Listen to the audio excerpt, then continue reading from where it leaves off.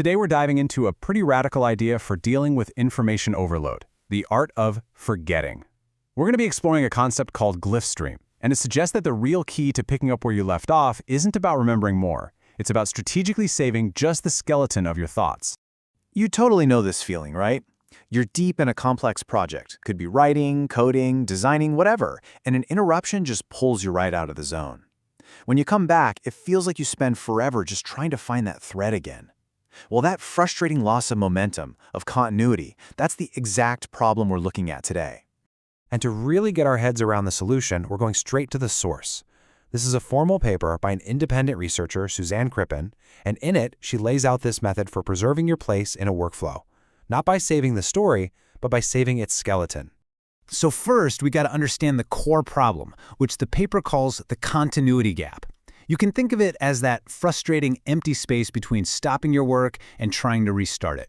Right now, we really only have two main ways to try and bridge this gap, and honestly, they're both kind of flawed.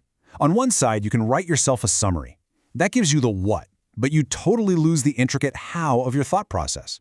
On the other side, you could save a raw log of every single action, but that's just a fire hose of data. There's no way you can reconstruct your thinking from that mess.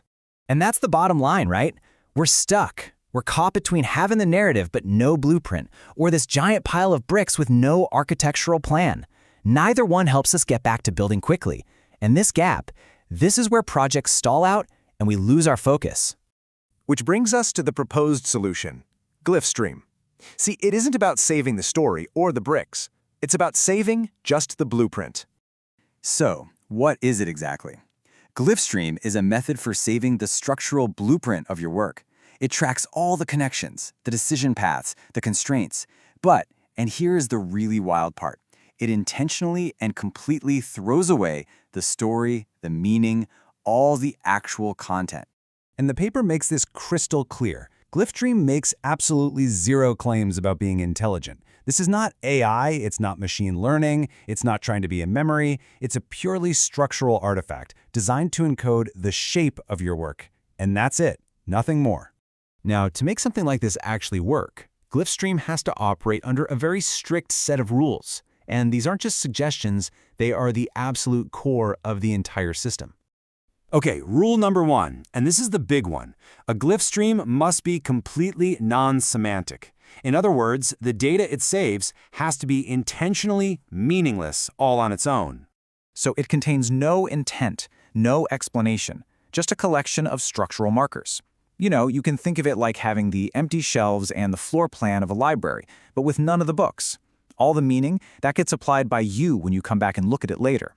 The system itself doesn't understand a thing. The second rule is kind of the flip side of that first one. While it throws away all the meaning, it has to perfectly preserve the structure.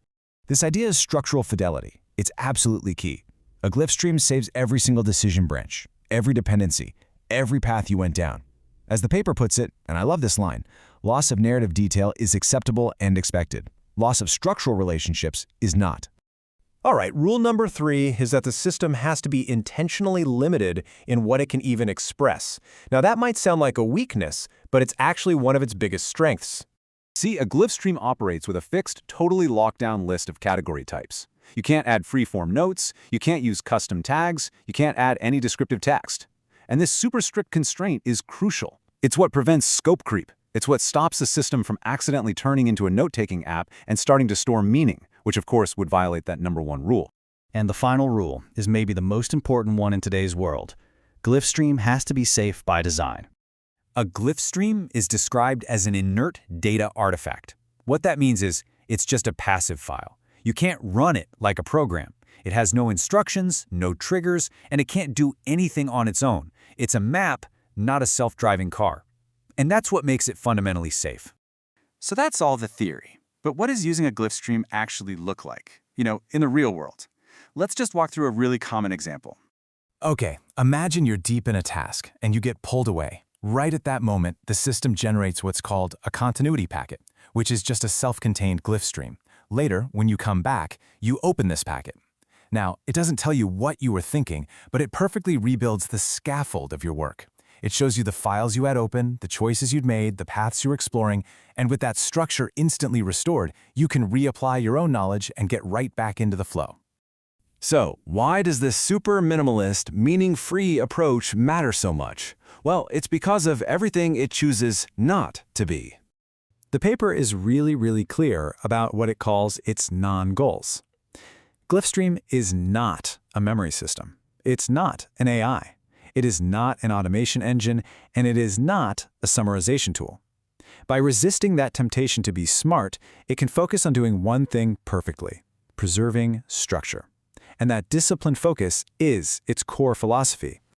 This final quote from the paper's conclusion just sums it all up so well. The value of Glyphstream isn't in what it knows or what it does, but in what it holds on to, the pure shape of your work. Right at that moment, you would have otherwise lost your place. And that really is the ultimate takeaway here. This is about a whole different philosophy for designing our tools. In an age where everyone is racing to build AI that understands everything, this approach is deliberately going the other way. By intentionally separating that structural blueprint from the semantic story, we can build systems that are transparent, auditable, and fundamentally safe, precisely because they don't pretend to understand us. And that leaves us with a final thought to chew on. In a world where our digital work is only getting more and more complex, how else can we design tools that help us remember our place without trying to do the remembering for us? It's a subtle but really powerful difference, and definitely one worth thinking about.